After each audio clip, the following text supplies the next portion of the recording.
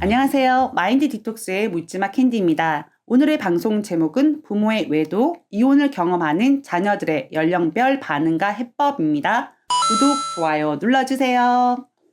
네, 여러분 안녕하세요. 마인드 디톡스 카페에는 자녀 교육에 관한 게시판이 있는데요.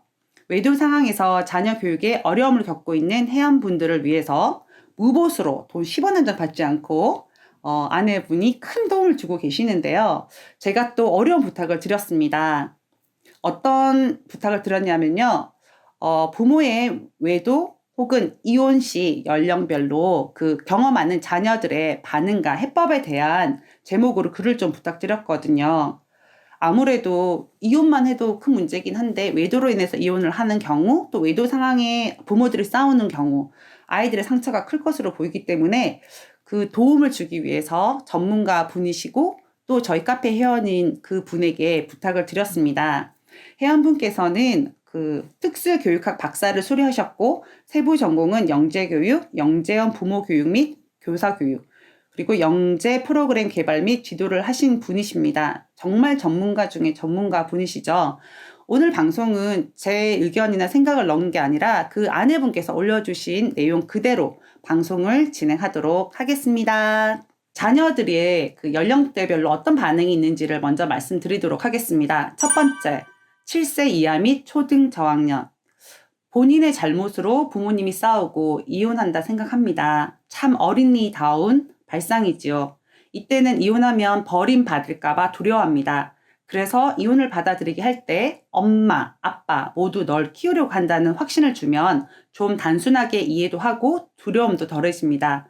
이 나이대의 아이는 많이 안아주시고 함께 한 침대에서 잠을 자고 인형이나 한쪽 배우자의 대체, 그러니까 그리움을 삭힐 만한 할머니나 반려동물 등을 준비를 해주시면 많은 도움이 됩니다. 이 나이 때는 유치원이나 학교에 적응하면서 분리불안을 완전히 떨쳐내지 못한 시기이기 때문에 부모 중 한쪽이 없어진다면 얼마나 두렵겠습니까? 그러나 그 마음을 알아만 주셔도 분리불안을 떨칠 수 있습니다. 틱이나 과잉 행동을 모두 진심으로 마음으로 알아주시고 보듬어 주시면 특별한 경우를 제외하면 개선 효과가 클 것입니다. 두 번째, 고학년 및 중학생. 이때는 주변의 눈초리에 우선 예민합니다. 우리랑 똑같은 마음입니다. 우리들도 그 외도 카페인 저희 마인드 디톡스에 와 있는 게 믿어지지 않고 주변이 창피해서 숨기기에 급급하는데 밖에서 행동은 아무 일 없듯이 하고 들어와서는 집안에서는 펑펑 울죠. 아이들도 우리 집은 아닐 거야 라고 좀 뻐기기도 했고 자랑스러웠던 게 하루아침에 무너지는 상처들이 우리들이 받는 상처와 똑같습니다. 그래서 저는 이때는 이사나 전학, 어학연수 혹은 기숙사 있는 학교 진학 등도 추천합니다. 물론 모든 일이 다 끝나고 믿음과 확신이 형성되었을 때 일입니다. 특이하지만 저 같은 경우에는 이혼이 준비되어 있어서 미리 어학연수를 보내고 이혼 사실을 이혼 후 2년 동안을 숨길 수가 있었습니다. 2년 동안 아무것도 달라진 게 없었기 때문에 아주 약한 반항을 조금 한 뒤 바로 제자리로 찾아왔습니다. 여러 가지로 받아들이기 어려운 경우 그 화난과 분노를 부모에게 풀기도 하고 자기보다 약한 아이들에게 풀기도 하고 방 안에 그냥 숨어버리는 것으로 표현하기도 합니다. 이럴 때 해결책은 우리가 시간이 필요하듯이 아이들도 본인의 해소 시간이 필요합니다. 부모는 이혼을 하고 서로 크게 싸우는데 아이들은 자기 할 일을 잘하라는 것도 말도 안 되는 이야기지요. 아이들에게 피치 못할 이야기를 해주시고 아이들이 스스로 해결하는 시간을 주시기 바랍니다.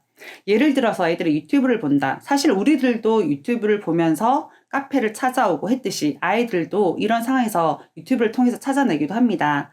부모님들은 핸드폰을 하루 종일 끼고 있으면서 아이들에게 막 화를 내시는데요. 이혼, 외도 등으로 싸움을 할 때는 비상사태입니다. 말 그대로. 그럴 때 아이들도 핸드폰이든 컴퓨터든 어딘가 해소를 해야 하지 않을까요? 근데 부모님들은 저러다가 중독되지 않을까 하며 과민 반응을 보이십니다. 멀쩡한 아이들도 매일 싸우는 내용이 핸드폰, 컴퓨터입니다. 문제 있는 집이라 중독되는 게 아니라 중독될 아이들에 중독되는 것입니다. 너무 과한 반응은 아이들에게 반항만 일으키고 부모는 내가 이렇게 괴로운데 너까지 왜 그러냐고 혼내시면 득보다는 실이 많습니다. 우리 자신들이 제자리로 올 수 있게 시간을 주어야 하듯이 아이들도 이젠 똑같은 생각을 한다 생각하시고 아이들의 각자 방식대로 혼자 삭힐 수 있는 시간을 주시기 바랍니다. 혹시 문제 행동이 나타나면 너무 과하게 반응을 하셔도 안 되고 그렇다고 너무 아무렇지도 않게 대하시지 마시고 덤덤하게 부모님들의 문제이고 너희를 버리지 않을 것이고 부모의 이혼으로 네가 어떤 불이익을 받지 않을 수 있게 최선을 다할 거라고 자녀들에게 믿음을 심어주시기 바랍니다. 또 일관된 반응을 보이시는 게 중요합니다. 부모의 기분에 따라 기복이 있는 반응을 하시면 안 됩니다. 고학년과 중학생 때 반항을 할 때 타당한 반항은 대화로 풀어나가시고 반항이 타당하지 않을 때는 이혼 혹은 외도 상황에서도 훈육은 꼭 필요합니다. 무조건 오케이를 하게 되면 담배도 피고 이성도 불건전하게 사귀면서 가출 등을 하고 그것을 이혼과 외도 때문이라고 정당성을 찾아내는 잔머리도 돌리고 하는 이유입니다. 네, 어떠한 경우에도 안 되는 건 안 되는 걸 가르쳐 주셔야 합니다. 세 번째, 고등학생. 고등학생도 중학생들과 다른 것은 마찬가지지만 방황의 시기는 짧아야 합니다. 고등학생은 학업의 스트레스 때문에 웬만하면 아이들이 모르고 지나갈 수 있도록 이혼은 조금 참으시고 외도는 알리지 않도록 해주시는 게 좋겠습니다만 어쩔 수 없이 알게 된 경우에는 학원, 과외 선생님들께 부탁하셔서 숙제를 더 내서라도 다른 것에 신경 쓰지 않도록 해주세요. 고등학생쯤 되면 본인도 성인이기에 어른 대우를 하시면서 진솔한 대화로 이해를 시켜주시기 바랍니다. 네 번째, 대학생 이상. 대학생 이상인 자녀들은 피해자 쪽 부모를 이해도 하지만 가해자 쪽 부모도 이해를 해주기도 하는 경우가 있고 가해자 부모를 아예 부모로 대하지도 않는 경우도 있습니다. 누구의 잘잘못을 판단하기 때문이죠. 내 편 들어주는 것이 좋긴 하겠지만 그것은 자녀 입장에서는 피해자 부모의 감정의 쓰레기통으로 해놓는 일이 발생하기도 합니다. 또한 결혼도 해야 하는 성인이기 때문에 잘못된 이성상을 가질 수도 있습니다. 때문에 잘못을 알고 있는 자녀에게 상대방을 자꾸 욕하는 것은 성인 아이들에게는 큰 부작용이 될 수도 있습니다. 자, 그러면 이 연령대별로 자녀들의 반응과 해법에 대해서 말씀을 드렸는데요. 마지막으로 다 정리를 해주셨네요. 부모의 이혼 및 외도로 인한 격정의 시간에 대한 모든 연령의 공통점. 부모의 이혼으로 자녀들의 괴로움은 큽니다만 우리 본인보다 크지는 않습니다. 간혹 내 잘못인 것 같아서 아이들에게 미안한 마음에 너무 과한 반응을 보이고 불쌍해하고 안쓰러워하는 게 지나치면 아이들이 빨리 제자리로 찾는 데 방해가 됩니다. 과한 반응을 이용하기도 하는 부작용을 학습하기도 하기 때문입니다. 예전에 상담한 아이가 부모가 이혼 좀 했으면 좋겠다는 얘기를 한 경우도 있었습니다. 너 때문에 참고 사니 너가 잘해야 한다는 반복된 강요, 또 매번 매일같이 싸우는 모습, 매일 우는 피해 부모가 보고 싶지 않아 집에 가기 싫다는 경우도 봤습니다. 어떤 경우에도 부모의 일을 아이로 인해서 참는다는 이야기는 하지 마십시오. 그 말이 아이에게는 큰 짐이 되기도 합니다. 그렇게 말해서 공부 잘하고 행복한 어린 시절을 보냈다는 경우는 보지 못했습니다. 큰 인물들을 보면 부모님께서 돈 없이 가난한 와중에 희생해주고 열심히 가르쳐주시고 뒷바라지 해주셔서 감사하다는 이야기는 있어도 나 때문에 이혼 안 하고 살아주신 부모님께 감사하다는 이야기는 없습니다.